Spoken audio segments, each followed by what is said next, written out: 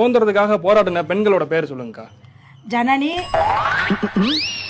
ரேணுகா, ஈஸ்வரி, நந்தினி, அப்பத்தா.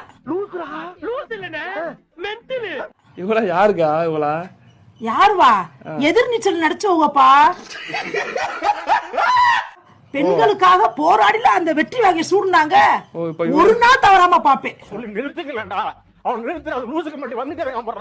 இவங்கதான் வந்து சுதந்திர போராடின பெண்கள். ஆமா ஆமா, மறக்க முடியாத பெண்கள். என்னது மோர் இவ்வளவு சூடா இருக்கு? நேத்தெல்லாம் பசு வெயில நின்றுச்சு.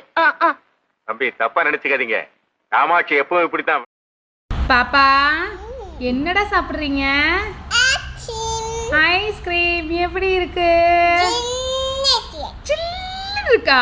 சரி பாய் சொல்லுங்க. இப்படி தட்டி தட்டியே ரோட்ல போறவன பிரியாணி சாப்பிட வச்சிடறாங்க.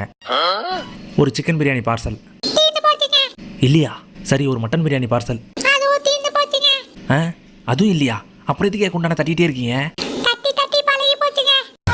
என் புள்ள இருக்கிற அழகுக்கு சுத்து பட்டியும் சொந்த பந்தத்திலும் என்ன சிரிக்கி இருக்கா? நல்லா சொல்லுதான். பட்டணத்துக்காரி தான் பந்தல் உட்கார விதி இருந்தா அதை மாத்த யாரால முடியும்? என் கணவர் செத்துட்டாரா?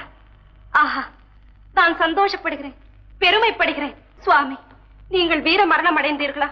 இல்ல. வீர ஸ்வர்க்கம் அடைந்தீர்களா? இல்ல. சுவாமி, நீங்கள் சரித்திரத்தில் இடம் பெற்றீர்களா? இல்ல. ஏன் இல்லை?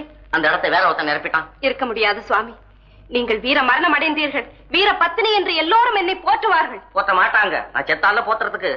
அதுவும் நியாயம்தான். ஆமா, நீங்க ஏன் உயிரோட இங்க வந்தீங்க? விட்டுட்டானுங்களே, நீ வேணா கொன்னுடு.